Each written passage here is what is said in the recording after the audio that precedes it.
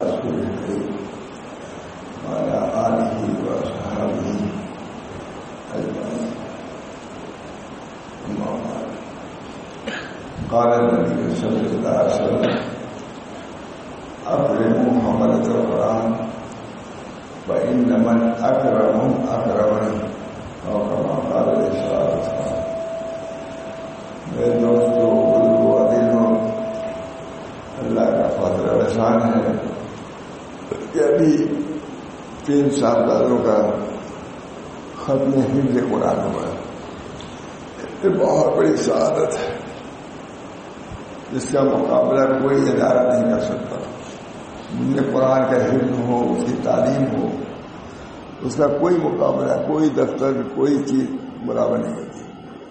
کیونکہ نبی اکرم صلی اللہ علیہ وسلم نے ارشاد فرمایا: خیرکم من تعلم القرآن وعلمہ.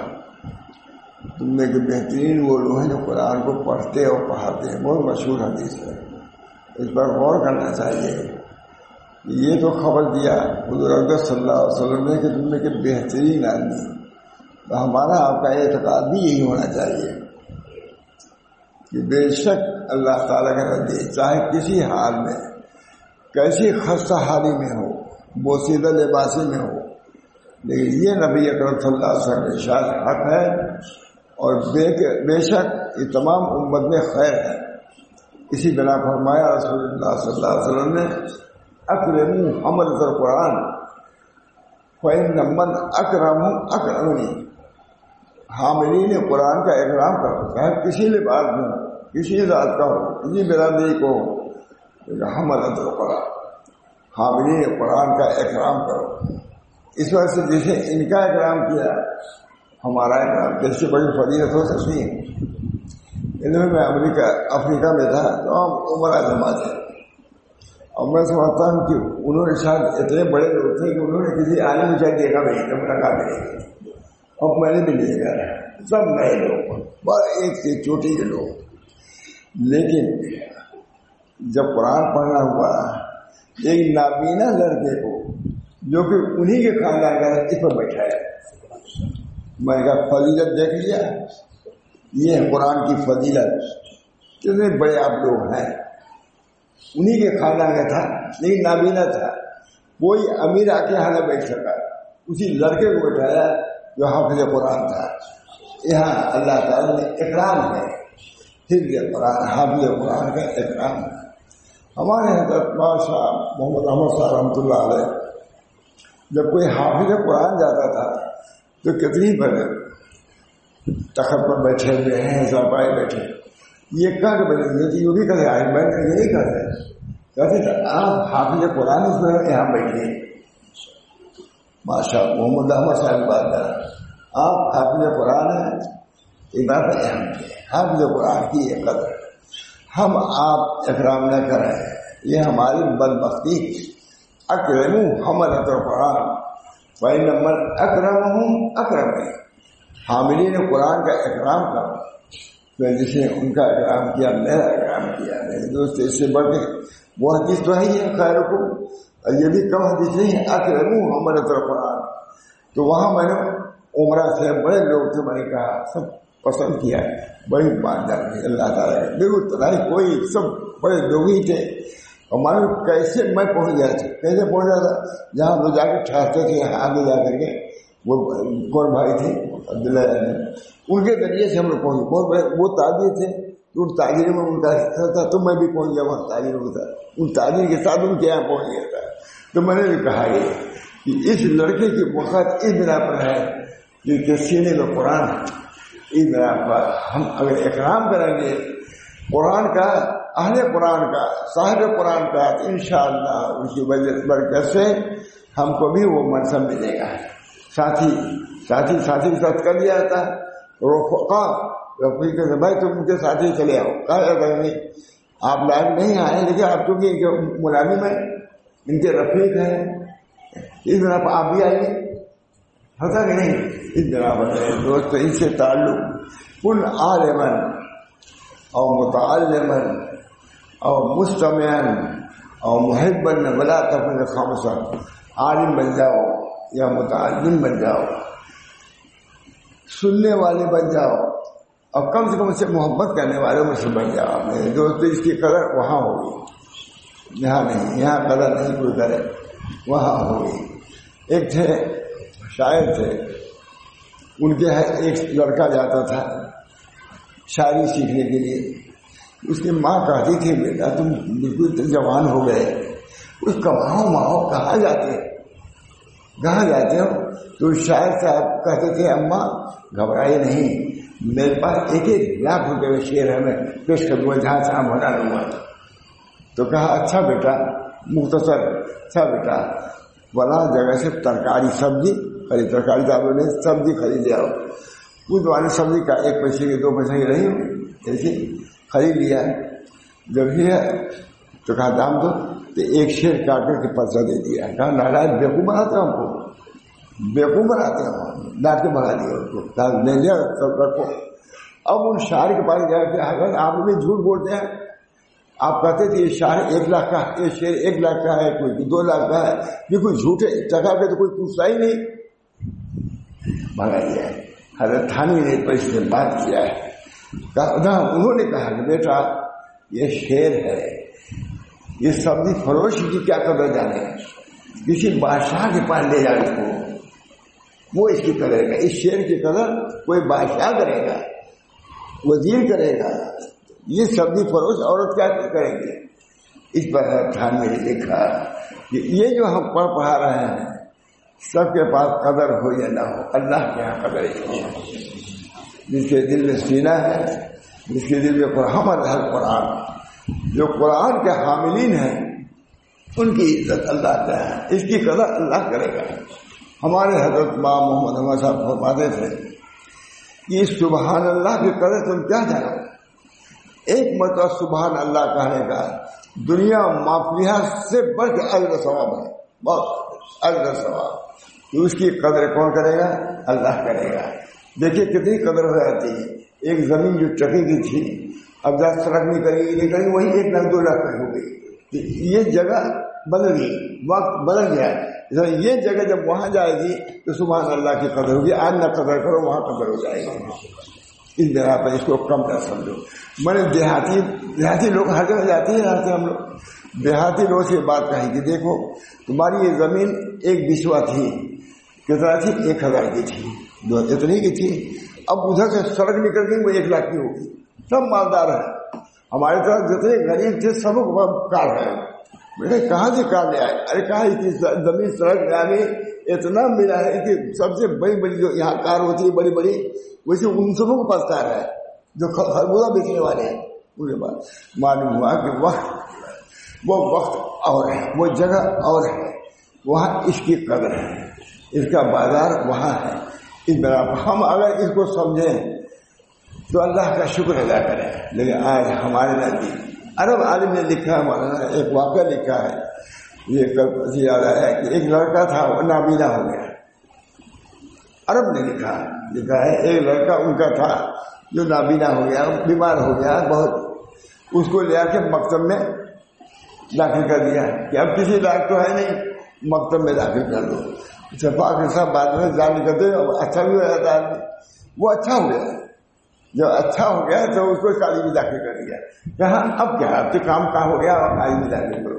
जब तक काम का नहीं था मकसद में था, जब काम का हो गया तो काली में। यहाँ भी इल्म की जरूरत है।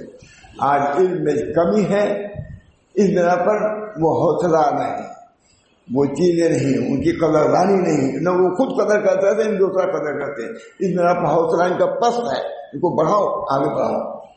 दोस्तों बुजुर्गों, खुद आपके जहन में इस इल्म की कदर होनी चाहिए। ये वो जगह है जहाँ मैं तो आ चुका, मैं पुराना, इन सब लोगों से पुराना मैं आदमी यहाँ, जितने मुंतजिम लोग हैं सबसे पहले तो मैं यहाँ ही नहीं, इनके बारे से सब देखा, कुछ नहीं था, होते होते ये हो गया।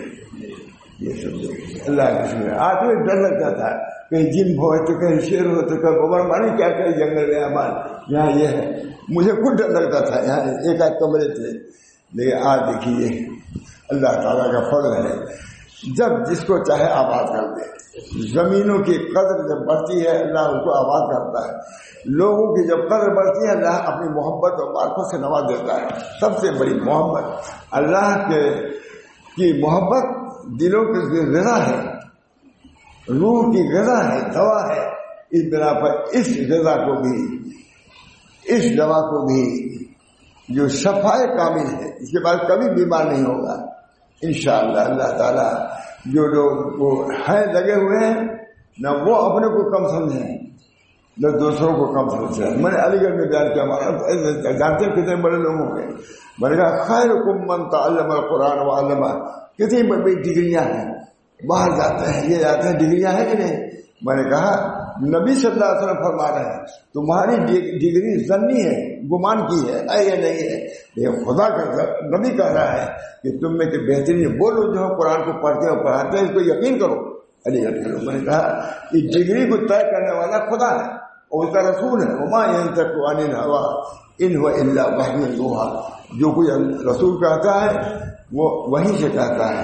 اس طرح پر اللہ تعالیٰ نے اہل قرآن کو جب ہم کہا خیرکم کہا تو پھر ہم کو یقین کرنا چاہیے کہ بہترین یہی لوگ ہیں. بہرحال ان لوگوں کو بھی اپنے منصب کا خیال رکھنا چاہیے. یہ بھی ہے منصب. میں گیا لندن میں کہا مولانا بہت بڑے ہوٹل والے تھے، منو سروا ہوٹل کا نام تھا، کوئی لوگ جانتے بھی ہوں گے. میں کہا مولانا کیا سو رہے تھے مشکل سے، جاگو. منو سروا کہا کہ دیکھیے مولانا یہ لوگ آتے ہیں اتنے عزت والے، ہم سب ان کی عزت کرتے ہیں. یہ لوگ گھومتے پہن کے پان کھا کے تھوکتے رہتے ہیں، عزت رہے گی جب تم پہ تھی؟ میں اب آپ لوگ سے کہتا ہوں جب آپ کی عزت اللہ کے ہاں ہے تو آپ بھی اپنی عزت کو برقرار رکھنے کے لیے وہی آداب وہی اخلاق اختیار کیجیے جو قابل عزت ہے. یہاں پر آپ لوگوں کی بھی علماء کو بھی ضرورت ہے کہ منہیات سے نہیں بلکہ مشتبہات سے بھی بچیں. منہیات سے نہیں مشتبہات سے بچنے کی ضرورت ہے. پھو کے قدم ہمارے اوپر نظریں ہیں، لوگوں کی نظریں ہیں. ایک امام صاحب تھے، کہیں 10 روپے کا معاملہ ہو گیا، امام صاحب کا واہ نکال دو. میں نے کہا یار یہ تو ہمارے مسجد کا امام تھا دیہات کا. ہم نے کہا دیکھو 10 روپیہ کوئی چیز نہیں، وہ بھی مشتبہ ہے اور اس کو نکالنے کیوں نکال رہے ہو؟ تم لاکھوں روپیہ گبن کر رہے ہو، کوئی پوچھنے والا نہیں. چپ اخیر سے تھوڑا سا ناخوش بھی رہا ہے وہ، لیکن میرے پرواہ نہیں کرتا. لاکھوں کروڑ روپیہ گبن کر رہے ہو اور یہ مجھے 10 روپیہ کا ہوا، وہ بھی مشتبہ ہے کیا کہ نہیں کیا، اس کو ایسے نکالے امامت سے.